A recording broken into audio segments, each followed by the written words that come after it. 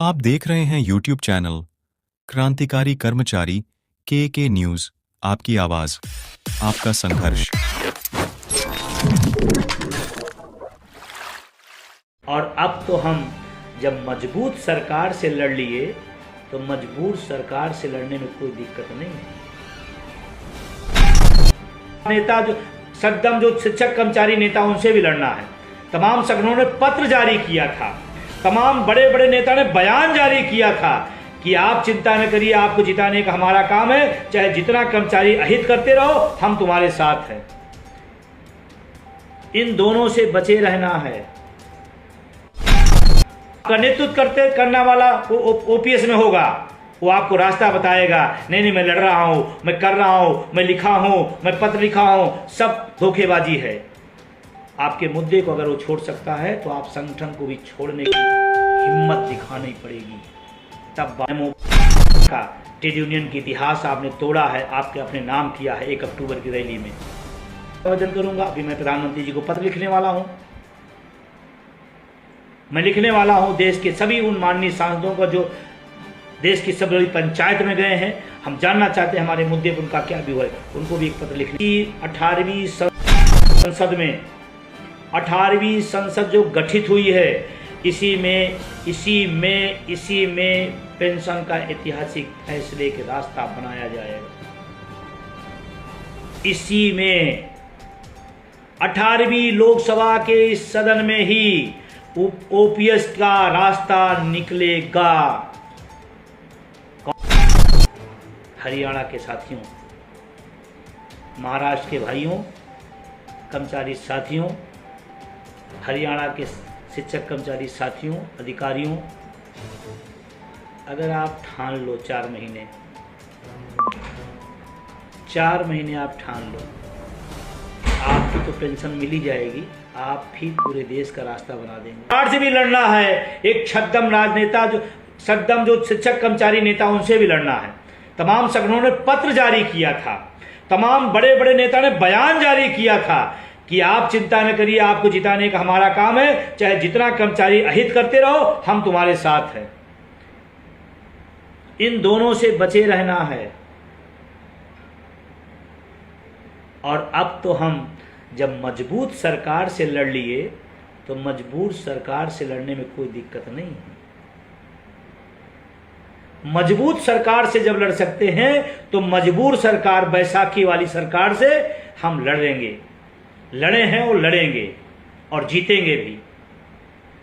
हाँ, ये बात समझदारी आ जाए कि देश का कर्मचारी वर्तमान सरकार से नाराज था, दुखी था, पीड़ित था, इसलिए नहीं कि वैचारिक रूप से उनका कोई दिक्कत है। हमारे हक को आपने मारा है, दबाया है, सुना नहीं है, एक बार भी आपने उस पर विचार नहीं किया। एक तो ये, दूसरा, तमाम जब से चुनाव परिणाम आए, तमाम साथियों का लगातार आ रहा है कि कोई आंदोलन होना चाहिए, कोई तुरंत दिल्ली चढ़ाई कर देना चाहिए। मैं मित्रों से बहुत क्लियर करना चाहता हूं, मैं पुरानी पेंशन पर राजनीति नहीं करता हूं, क्योंकि मैं उसका पीड़ित हूं। तमाम लोग राजनीति करने लगे हैं, तमाम लोग मंत्रियों के यहाँ लाइन लगा करके, गुलदस्ते दे करके उनसे कहने लगे हैं कि पुरानी पेंशन की लड़ाई ईंट सींट बजा देंगे। जब वोट की चोट मारना था तो बगल में खड़े होकर के समर्थन कर रहे थे। थोड़ा सा अलर्ट होना होगा। और ख़ास करके मैं फिर कहना चाहता हूँ, आप किसी संगठन में हैं, आप किसी गुट में हैं, तो अलर्ट हो जाइए। जो संगठन, जो नेतृत्व आपके बुढ़ापे की लाठी पर साथ नहीं दे सकता है, आप पदों की लालसा में अपने बुढ़ापे को बर्बाद मत करो। अब वक्त आ गया है कि उन संगठनों को आंख से आंख मिला के नौजवान एनपीएस वाला पूछे कि आप चुनाव में कहां थे, हमारे मुद्दे को आप सोशल मीडिया पे कहां लिखा, आपने कितनी बातें रखी, आप दिखाओ। और अगर आपका नेतृत्व, आपका संगठन पुरानी पेंशन की बात करने से नजर चुराता है तो आप भी उस संगठनों से नजर चुराने का काम करना पड़ेगा, नहीं बुढ़ापा आपका बर्बाद होगा। मैं अलर्ट कर रहा हूं आपको, सभी लोगों को। और मैं तमाम जो अपने समाज साथी हैं, मैं सबसे कहना चाहता हूं, जाओ कार्यालय, स्कूल, कैंपस जाओ, ये बात बताओ कि जो संगठन, जो नेतृत्व करता, ओपीएस के आंख मूंदता है, उस संगठनों से आप भी, अब वक्त आ गया है। एनपीएस के साथियों, जागिए, आप भी अपने मुद्दे पर आ जाइए। आपका नेतृत्व करने वाला ओपीएस में होगा, वो आपको रास्ता बताएगा, नहीं नहीं मैं लड़ रहा हूं, मैं कर रहा हूं, मैं लिखा हूं, मैं पत्र लिखा हूं, सब धोखेबाजी है। आपके मुद्दे को अगर वो छोड़ सकता है तो आप संगठन को भी छोड़ने की हिम्मत दिखानी पड़ेगी, तब बात बनेगी। ये बात बहुत महत्वपूर्ण है, आज कह रहा हूं। अभी तक मैंने नहीं कहा, लेकिन इस चुनाव में मैंने देखा है मुखौटे, इसलिए मैं कह रहा हूं। जो हमारे बुढ़ापे की लाठी के साथ नहीं है, हम पदों की लालसा में उस संगठन से हमको नहीं रहना चाहिए। और जाइए घर घर, कार्यालय कॉलेज स्कूल, समझाइए इस बात को कि चुनाव के समय आपका नेतृत्व, आपका संगठन क्या कर रहा था। क्यों नहीं एक पोस्ट डाल पड़ा वोट फॉर ओपीएस का? चेक कर लीजिएगा अपने अपने नेताओं का, वोट फॉर ओपीएस का अभियान का कितने लोगों ने अपने पोस्टों पर डाला सोशल मीडिया पर। ठीक है, सरकार हमारे नहीं दे रही है, सरकार से हम लड़ेंगे, लेकिन जिसके लिए आप बने हो आप भी नहीं बात कर रहे हो, ये बड़ा सवाल है। और रही बात, एक जल्दी तैयारी करें, तमाम लोगों का आ रहा है दिल्ली चढ़ाई करिए, जल्दी एक बड़ा कार्यक्रम करिए, करेंगे। और आप जानते हैं अटेवा एनएम ओपीएस उनके सहयोगी लोग जब करते हैं तो इतिहास रचते हैं, इतिहास रचते हैं। हमने, आप सब ने, भारत नहीं पूरी दुनिया का ट्रेड यूनियन की इतिहास आपने तोड़ा है, आपके अपने नाम किया है 1 अक्टूबर की रैली में। होगा, उससे भी बड़ा होगा, लेकिन प्लानिंग के तहत होगा। अभी अभी नई नवेली सरकार बनी है, अभी मैं निवेदन प्रत्यावेदन करूंगा, अभी मैं प्रधानमंत्री जी को पत्र लिखने वाला हूं। मैं लिखने वाला हूं देश के सभी उन माननीय सांसदों का जो देश की सब बड़ी पंचायत में गए हैं, हम जानना चाहते हैं हमारे मुद्दे पर उनका क्या व्यू है, उनको भी एक पत्र लिखने वाला हूं। 543 सांसदों को पत्र लिखा जाएगा, प्रधानमंत्री को पत्र लिखना जाएगा, निवेदन किया जाएगा, आग्रह किया जाएगा कि अभी मेरी बात सुन लीजिए। नहीं सुना जाएगा तो पहले भी लड़ा है और आगे भी लड़ेंगे, लेकिन पेंशन नहीं छोड़ेंगे। सरकारें छूट जाए, नेता छूट जाए, विचारधारा छूट जाए, पेंशन नहीं छूटेगी। ध्यान रखना इस बात का। तो अभी कार्यकारिणी की बैठक होगी, आगे की रणनीति बताएंगे, आगे की रणनीति बनाएंगे और ठोस रणनीति बनेगी। अब की और तरीके अपनाए जाएंगे। और मैं आपसे बताना चाहता हूं, इसी 18वीं संसद में, 18वीं संसद जो गठित हुई है, इसी में पेंशन का ऐतिहासिक फैसले के रास्ता बनाया जाएगा। इसी में 18वीं लोकसभा के इस सदन में ही ओपीएस का रास्ता निकलेगा। कौन प्रधानमंत्री बन जाता है, कौन हट जाएगा, कौन सरकार आएगी, कौन जाएगी, वो विषय उनका है। मैं आपसे कह रहा हूं जी, मैं 18वीं लोकसभा से ही पेंशन का रास्ता निकालेंगे। आप लोग विश्वास बनाए रखिएगा। तमाम जो संगठन हैं, मैं अपने तमाम दूसरी संगठनों में लोग जुड़े रहते हैं कि मैं फला पदाधिकारी हूँ, किस लिए टॉनिक दे रहे हो भाई कि बुढ़ापे की लाठी काट दिया जाए? उससे दूर होइए। दूसरी सरकार से मैं बड़ी जिम्मेदारी से निवेदन करता हूँ, हम लोग सरकार के आँख नाक कान हैं, आपकी सारी योजनाओं को पहुँचाने का काम हम करते हैं। हम वही शिक्षक कर्मचारी पहुँचाता है, वही करता है। तो उनके बारे में भी आप सोचें। जितने सांसद भूतपूर्व हो गए सबकी पेंशन बन गई, जितने जीत के आए हैं उनके भी रास्ते खुल गए, वेतन भत्ते के आप हकदार हो गए, पेंशन आप पहले भी लेते रहे होंगे, अगर मान नहीं रहे होंगे आगे भी लेंगे। हमने वोट दिया, हमने चुनाव प्रक्रिया कराई, हमने तमाम सारे अपने सही साथियों को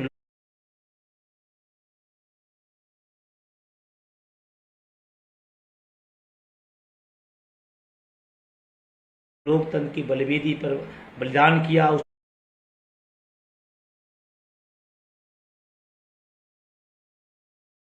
चुनावी गर्मी में, उस चुनावी सरगर्मी में, उस प्रचंड धूप में, लू में हमारे कर्मचारी गए। आज तमाम हमारे साथी हमारे बीच में नहीं हैं। आप कल्पना करें उनके परिवार पर क्या बीत रही होगी। अगर ओपीएस होती तो कम से कम उनका परिवार तो सुरक्षित रहता। तो सरकार को उस पर विचार करना चाहिए। जिद अच्छी बात नहीं है लोकतंत्र में। जनता से बड़ा पैमाना कोई नहीं होता। उत्तर प्रदेश के साथियों ने एक चोट मारी है, मजबूर सरकार बनी है। और मैं व्यक्तिगत रूप से मानता हूं कि अभी जो फिलहाल बहुमत की तानाशाही हम सब ने देखा है, हमको लगता है लूली रंगली बैसाखी वाली सरकार जनता के लिए ज़्यादा हित में काम करती है और उम्मीद करता हूँ कि करेंगे। नहीं करेंगे तो चढ़ाई होगी।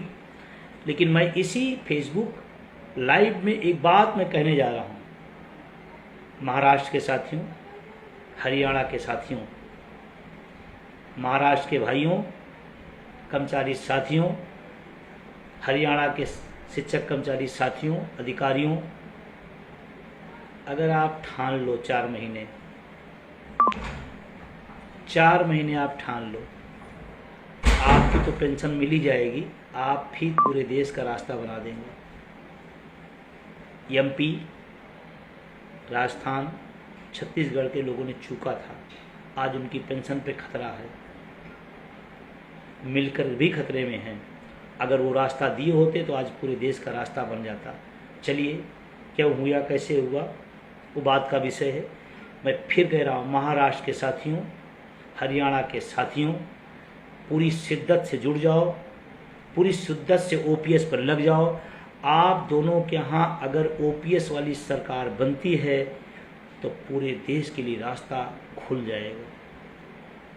बहुत गौर से ध्यान रखिएगा मेरी बात को। महाराष्ट्र हार का मतलब जानते हैं, हरियाणा के हार का मतलब जानते हैं। ऐसे नहीं कहा 18वीं शताब्दी के 18वीं लोकसभा से ही ये रास्ता निकलेगा। अगर आपने अपने अपने विधानसभा में चोट मार दिया तो यही संसद जो बनी है यही बैठ करके आपके पक्ष में फैसला कर सकती है। लेकिन इसके लिए लगना पड़ेगा, करना पड़ेगा। और जो हमारे विरोध में है, मैं दम लगा कहता हूँ, जो हमारे विरोध में है हम उसके विरोध में हैं। लोग कहते हैं कि आप ऐसा करते हैं, क्यों कहते हैं? मैं कहता हूँ मेरा मुद्दा ओपीएस है, जो भी ओपीएस की बात करेगा मैं उसके साथ हूँ। और बहुत जल्द ही आपको कुछ आगामी कार्यक्रम, हरियाणा में तो कार्यक्रम घोषित कर दिया धारीवाल जी ने, महाराष्ट्र के लोगों से भी जल्दी बातचीत होकर के वहाँ भी पितेश जी के नेतृत्व में बहुत ही शानदार पहले भी प्रदर्शन हुए हैं, बड़े बड़े प्रदर्शन हुए हैं, आगे भी होगा, तो वहाँ भी जल्दी प्रोग्रामिंग हो जाएगा। इस बीच में पंजाब के साथियों से और कर्नाटक के साथियों से कहना चाहूँगा, आप अपनी सरकारों पर चढ़िए। सरकार किसी को मुझसे मतलब नहीं किस दल का है उसे नहीं, हमारा मुद्दा महत्वपूर्ण है। अगर पंजाब में आम आदमी पार्टी कैबिनेट में लाकर जियो नहीं लाएगी तो उसके खिलाफ है। कर्नाटक में कांग्रेस कह करके अगर नहीं देगी तो हम उसके खिलाफ हैं, उससे लड़ेंगे। हमारा दल का कोई लेना देना नहीं, हमारा मुद्दे का लेना देना है। तो पंजाब के साथियों, कर्नाटक के साथियों, आप भी अपनी सरकारों पर चढ़िए, फिर बात बनेगी। आगे का रास्ता उन्हीं दो वर्तमान सरकारों को से ले लेने का और दो सरकार जो देने वाली नहीं उससे उसको हटा देने से ओपीएस आ जाएगी और देश का रास्ता बन जाएगा। मैंने 2 बातें कही। एक तो आपको एक आंध्रा मॉडल, बिल्कुल कंफ्यूज न होइएगा, ये एनपीएस से भी खतरनाक है, पढ़ लीजिएगा। एनपीएस आंध्रा मॉडल हमें नहीं चाहिए, हमें चाहिए हूबहू ओपीएस। एक बात। दूसरी बात, तमाम अभी चेहरे आ जाएंगे बड़े बड़े नेता कि मैं लड़ूंगा, मैं करूंगा। और रेलवे के साथियों से मैं कहना चाहता हूं, विशेष करके एनपीएस के साथियों, रेलवे चाहे जिस आप गुट में हो, ध्यान रखना गुट काम नहीं आएगा। बुढ़ापे में जिनके भी काम आ रहे ओपीएस काम आ रही है। तो अगर आपका नेतृत्व करने वाला व्यक्ति ओपीएस के लिए गोलमोल कर रहा है, लड़ाई लड़ नहीं रहा है, तो आप भी कहिए नमस्कार, अयोध्या में राम मंदिर बना है, वहाँ जाइए, दर्शन करिए, हवन पूजन करिए, नौजवानों को अपने हक लड़ने दीजिए, उसमें गोलमोल ना करिए। रेलवे के साथियों जाग जाइए, वो जो गुटों के चक्कर में आप फंसे हैं, ये वो फलान ढिमाका सब बंद करिए।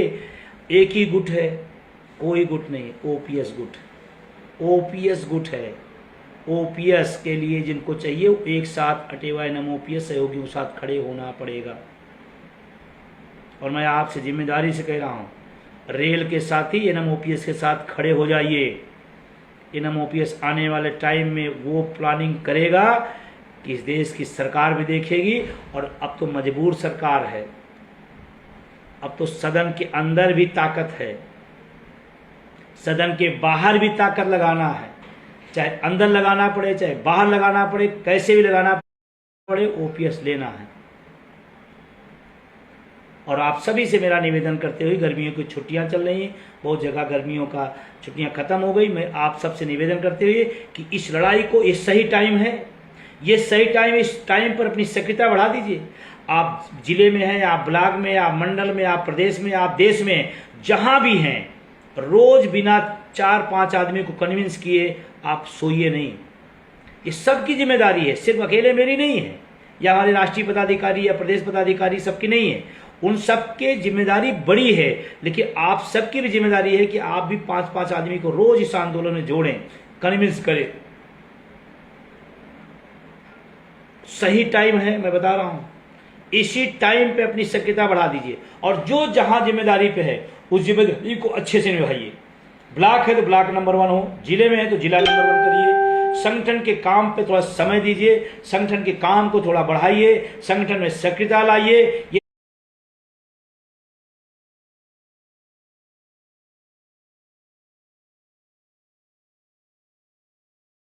ये सही मौका है, चोट करिए, ओपीएस लाइए। और कहा जाता है ना, जो ना करे अगर उसी से हाँ करवा लिया जाए, असली सिकंदर वही है।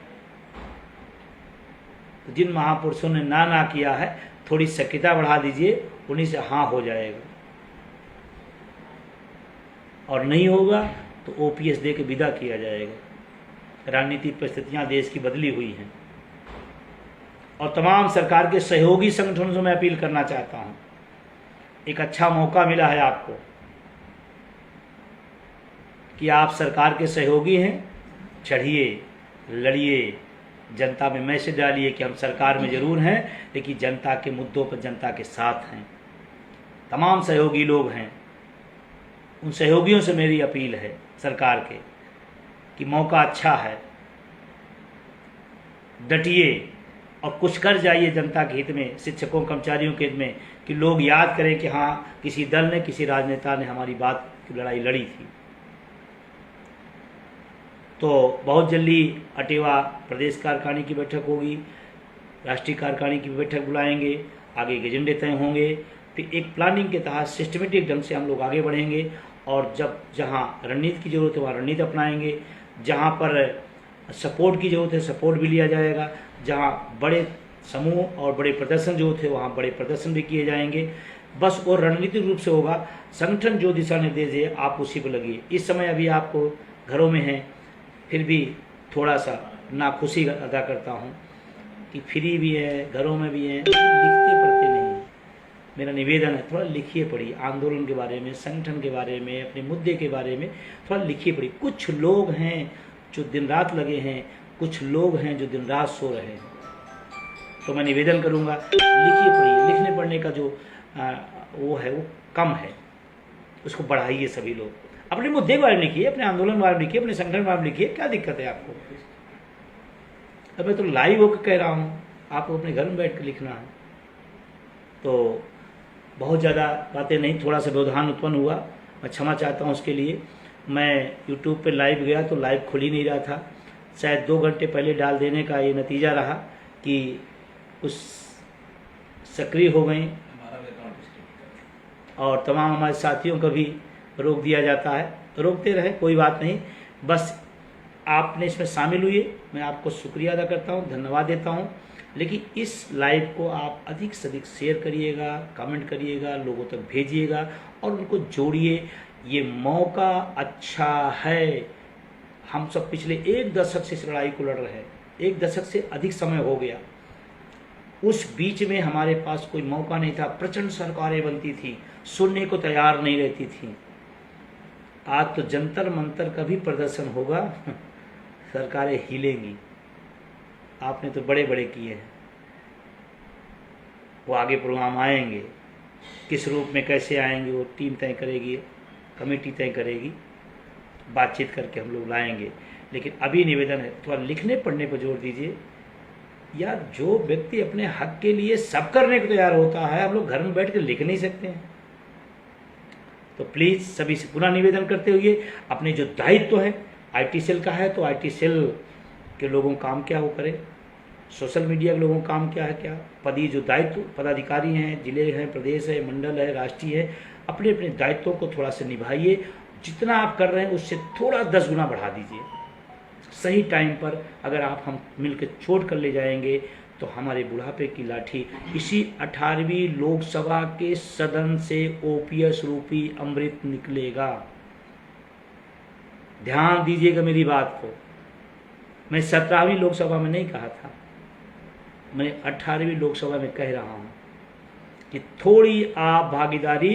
और एक चीज और क्लियर कर दूं, ये भी पेंशन की बात करते मैं चला जाऊं, मैं भी वो पेंशन की बात करते वो भी संगठन करते, no no no no no no, गलत फहमी में रहिएगा।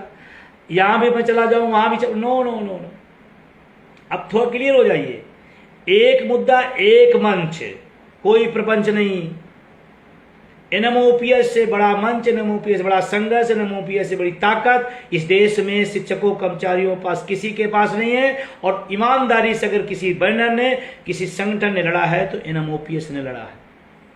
तो आप एक गलत फहमी में न पालिए और लोगों को भी न पलवाइए कि साहब वो पेंशन की बात की तो हम भी चलते, वो तो चाहते हैं इसीलिए टुकड़े टुकड़े बांट दिया जाए, फिर और दशकों तक लड़ाई चलती रहे। मैं दशकों तक लड़ाई नहीं चाहता, मैं चाहता हूं इसी 18वीं लोकसभा में ओपीएस का बिल पास हो और हम सबको पेंशन बहाल हो। राज्यों में जिनकी पेंशन बहाल लागू हो गई वो खतरे में हैं, और मैं बड़ी जिम्मेदारी साथ कहता हूं आपके राज्य में लागू हो गई, आप उसके अंदर आ गए, स्वागत है, लेकिन रुकिएगा नहीं, सुस्ताइएगा नहीं। जब तक सदन से हम लोकसभा, राज्यसभा, संसद से पास करा लेंगे उस दिन हमारे लिए अस्थायी हल होगा। जिन राज्यों में लागू हो गई वो भी इस लड़ाई में रहें, क्योंकि जब सरकारें बदलेगी आपके यहां बदलना शुरू हो जाएगा। तो आप भी पूरी ताकत के साथ इस लड़ाई में एनओपीएस का साथ दीजिए। वो चाहे राजस्थान के साथी हों, चाहे मध्य प्रदेश के साथी हों, चाहे छत्तीसगढ़ के साथी हों, हिमाचल के साथी हों, पूरी शिद्दत और पूरी ताकत के साथ इस आंदोलन को बढ़ाइए। एनएमओपीएस वो ही बैनर है जो पूरे देश की बहाली का रास्ता खोलेगा ओपीएस के। और सदन से जब लोकसभा और राज्यसभा, संसद से जब पास हो जाएगा तब जानिएगा इसकी अंतिम लकीर वहीं पर ठप होगी, अदरवाइज इधर उधर होता रहेगा। अभी राजस्थान की सरकार ने कुछ कहा, वहाँ के लोगों को फ़ोन आने लगा, भाई साहब क्या होगा। हमने कहा सोने से बड़े बड़े अधिकार खत्म हो गए हैं, जागते रहिए, एनएमओपीएस को मजबूत करिए। आज से मेरा निवेदन है, कम से कम इस आंदोलन पर 1-2 घंटा आप दिया करिए, संपर्क करिए, फ़ोन करिए, लिखिए, पढ़िए, इसको बढ़ाइए। ये सही मंच है, सही टाइम है, और सही मंच पर सही तरीके से हल निकाला जाएगा। कोई और संगठन आह्वान करे तो मुझे बहुत खेद के साथ कहना पड़ रहा है कि सिर्फ चालबाजी होगी, क्योंकि अधिकांश लोग पुरानी पेंशन में हैं, उनके लिए राजनीति का विषय है, एनएमओपीएस के लिए जीवन मरण का प्रश्न है।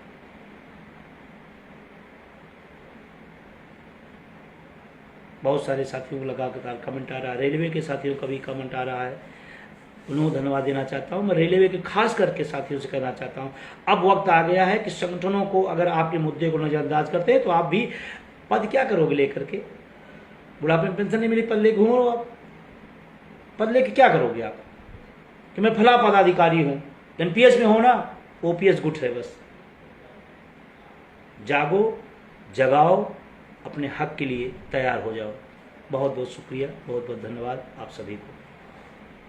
क्षमा चाहता हूं कि मैं पहले यूट्यूब पे आना था, लाइव रोक दिया गया। क्यों रोका गया, कैसे रोका गया मुझे नहीं पता, मैं ज़्यादा टेक्निकल आदमी नहीं हूँ, लेकिन हक के लिए लड़ूंगा। रास्ते इधर उधर हो सकते हैं लेकिन मंजिल क्लियर है।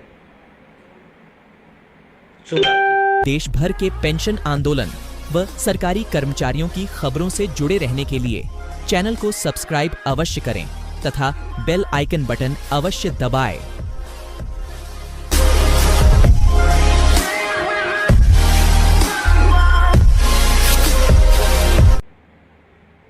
और अब तो हम जब मजबूत सरकार से लड़ लिए तो मजबूत सरकार से लड़ने में कोई दिक्कत नहीं है। नेता जो सदम, जो शिक्षक कर्मचारी नेता, उनसे भी लड़ना है। तमाम संगठनों ने पत्र जारी किया था, तमाम बड़े बड़े नेता ने बयान जारी किया था कि आप चिंता न करिए, आपको जिताने का हमारा काम है, चाहे जितना कर्मचारी अहित करते रहो, हम तुम्हारे साथ हैं।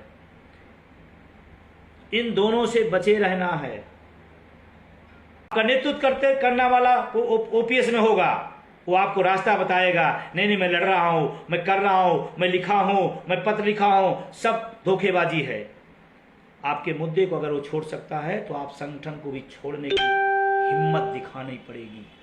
तब ओपीएस उनके सहयोगी लोग जब करते हैं तो इतिहास रचते हैं, इतिहास रचते हैं। हमने, आप सब ने, भारत नहीं पूरी दुनिया का ट्रेड यूनियन की इतिहास आपने तोड़ा है, आपके अपने नाम किया है 1 अक्टूबर की रैली में।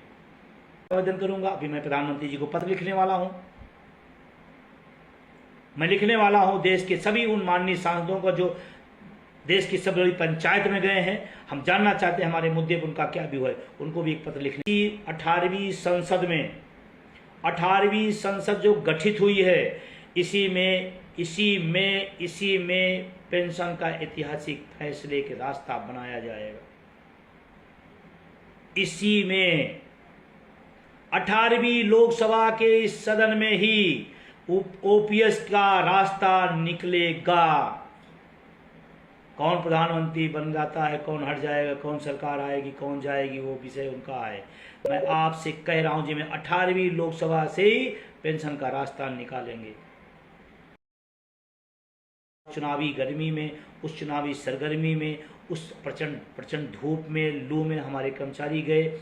आज तमाम हमारे साथी हमारे बीच में नहीं हैं। आप कल्पना करें उनके परिवार पर क्या बीत रही होगी। अगर ओपीएस होती तो कम से कम उनका परिवार तो सुरक्षित रहता। तो सरकार कुछ पर साथियों, हरियाणा के साथियों, महाराष्ट्र के भाइयों, कर्मचारी साथियों, हरियाणा के शिक्षक कर्मचारी साथियों, अधिकारियों, अगर आप ठान लो 4 महीने आप ठान लो, आपकी तो पेंशन मिल ही जाएगी। आप भी पूरे देश का रास्ता बना देंगे। एमपी, राजस्थान, छत्तीसगढ़ के लोगों ने चूका था, आज उनकी पेंशन पे खतरा है, मिलकर भी खतरे में हैं। अगर वो रास्ता दिए होते तो आज पूरे देश का रास्ता बन जाता। चलिए, क्या हुआ, कैसे हुआ, वो बात का विषय है। मैं फिर कह रहा हूँ, महाराष्ट्र के साथियों, हरियाणा के साथियों, पूरी शिद्दत से जुड़ जाओ, पूरी शिद्दत से ओपीएस पर लग जाओ। आप दोनों के यहाँ अगर ओपीएस वाली सरकार बनती है तो पूरे देश के लिए रास्ता खुल जाएगा। बहुत गौर से ध्यान रखिएगा मेरी बात को। महाराष्ट्र हार का मतलब जानते हैं, हरियाणा का हार का मतलब जानते हैं। ऐसे नहीं कहा 18वीं शताब्दी के 18वीं लोकसभा से ही ये रास्ता निकलेगा। अगर आपने अपने अपनी विधानसभा में चोट मार दिया तो यही संसद जो बनी है, यही बैठ करके आपके पक्ष में फैसला कर सकती है। लेकिन इसके लिए लगना पड़ेगा, करना पड़ेगा। और जो हमारे विरोध में है, मैं दम लगा कहता हूँ,